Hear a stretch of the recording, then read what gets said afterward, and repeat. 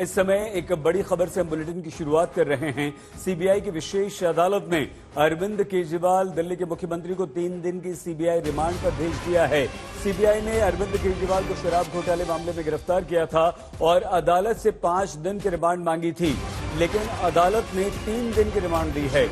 तो इस समय की बड़ी खबर यह है कि अरविंद केजरीवाल को 3 दिन की रिमांड मिल गई है और अब इन 3 दिनों में सीबीआई अरविंद केजरीवाल से पूछताछ करेगी। अरविंद केजरीवाल जेल में ही बंद थे और ईडी ने उन्हें पहले गिरफ्तार किया था, लेकिन अब सीबीआई ने भी सुबह सुबह उन्हें गिरफ्तार कर लिया है, जेल भेज दिया है। जेल में अरविंद केजरीवाल की तबीयत भी खराब हुई थी।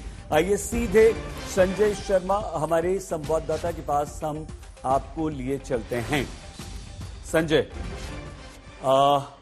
इस रिमांड में सीबीआई क्या जानने की, उगलवाने की कोशिश करेगी केजरीवाल से?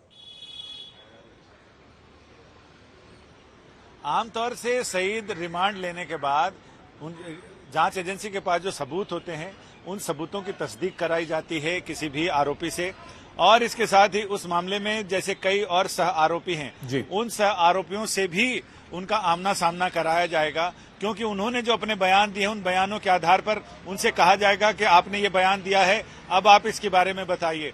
तो क्या सही है क्या गलत है उससे चीजें पता चलती हैं। जो इलेक्ट्रॉनिक सबूत इस मामले में है, व्हाट्सएप के चैट हैं, बाकी आंगड़ियों से बातचीत है, उन सारी चीजों पर अरविंद केजरीवाल से तस्दीक कराई जाएगी।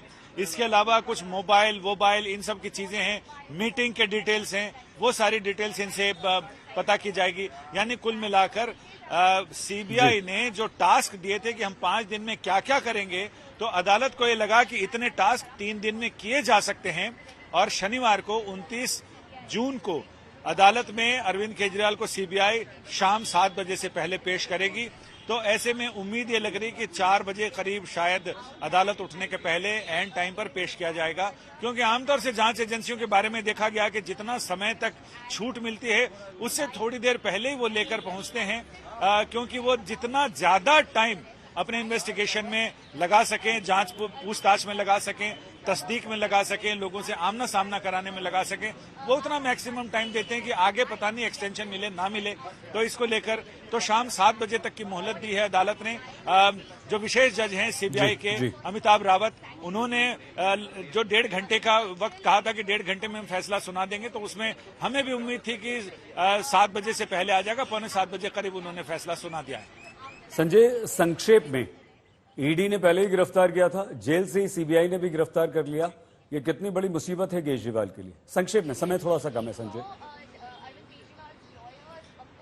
देखिए, मुझे लगता है कि ईडी का जो मामला है, ईडी सिर्फ आर्थिक मामलों में गिरफ्तारी करती है, आर्थिक मामलों की जांच करती है, पीएमएलए एक्ट के तहत करती है, जिसमें हवाला के जरिए लेन देन ज्यादा मुख्य बड़ी बात है। और जो सीबीआई है वो आपराधिक पहलू की जांच करेगी कि ये घोटाला कैसे हुआ, इसमें कौन लोग शामिल थे और ये घोटाला कितना कानून की निगाह में कितनी गंभीर घटना है। तो वो आपराधिक दृष्टि से जांच करेगी, क्रिमिनल साइड से, और ये इकोनॉमिक साइड से, यानी फाइनेंशियल जो घपला घोटाला है आर्थिक दृष्टिकोण से कर रही है। तो जाहिर है कि ईडी की कस्टडी, ईडी की जांच ज्यादा सख्त होती है बकाया सीबीआई के, क्योंकि सीबीआई में जो भी बयान दिए जाते हैं वो अपने आप में बहुत पुख्ता प्रमाण होते हैं। संजय शर्मा, धन्यवाद। संजय शर्मा हमारे संवाददाता जानकारी दे रहे थे। शराब घोटाले मामले में सीबीआई ने 17 अगस्त 2022 को पहली एफआईआर दर्ज की थी। 15 आरोपियों और कुछ अज्ञात लोगों के नाम उनमें दर्ज थे। आरोपी नंबर 1 दिल्ली के पूर्व डिप्टी सीएम मनीष सिसोदिया को बनाया गया था।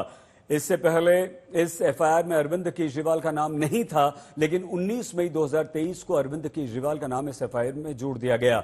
सीबीआई ने दावा किया कि शराब नीति में बदलाव से लेकर हर कार्रवाई में दिल्ली के मुख्यमंत्री अरविंद केजरीवाल की मौजूदगी और स्वीकृति थी।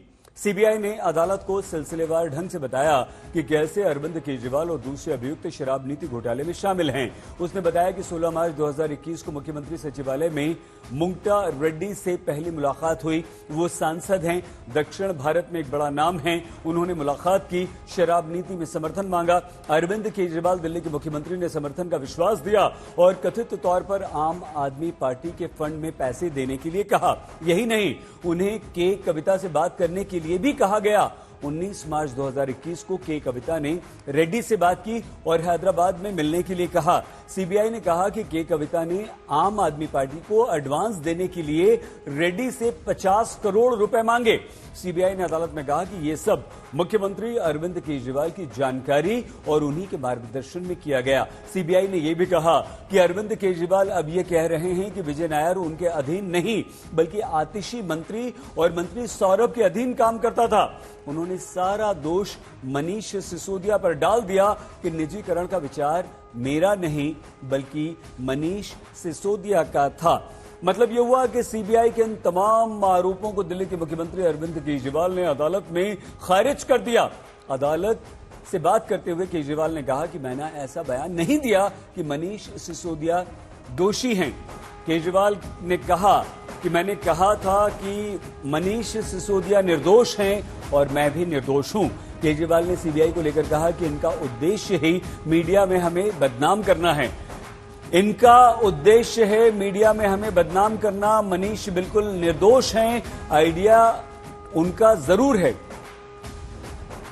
कल डेडलाइन में यह भी हो सकता है कि केजरीवाल ने अपना ठीकरा सिसोदिया पर फोड़ा। ये लोग मामले को सनसनीखेज बना रहे हैं। इनका उद्देश्य बस सनसनीखेज हेडलाइन देना है। वहीं अदालत ने सीबीआई के इस दावे पर आपत्ति व्यक्त की कि केजरीवाल ने पूरी जिम्मेदारी मनीष सिसोदिया पर डाल दी है। आपने ये कैसे कहा?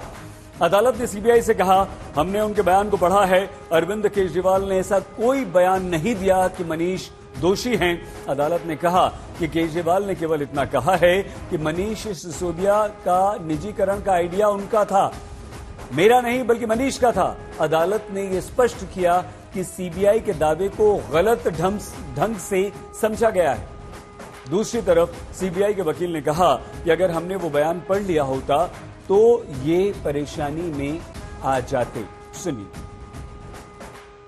और आज आपने देखा कोर्ट में, जो कोर्ट के आपके रिपोर्टर रहे होंगे उन्होंने देखा होगा कि किस तरह से झूठा प्रचार सीबीआई के द्वारा किया जा रहा था कि अरविंद केजरीवाल ने कह दिया सिसोदिया दोषी है। यह हेडलाइन बन गई टीवी चैनल्स पे। केजरीवाल जी ने जब इसका विरोध किया कोर्ट के अंदर, हमारे वकीलों ने विरोध किया, तो माननीय न्यायाधीश महोदय ने खुद से वो स्टेटमेंट पढ़ा सीबीआई से मांगकर। बोला पढ़ाओ कहां पे लिखा हुआ है। और जब उन्होंने पढ़ा तो बोले कि आप गलत बोल रहे हैं, ऐसा अरविंद केजरीवाल ने बिल्कुल नहीं कहा कि सिसोदिया दोषी है। ये केस चला रहे वहां।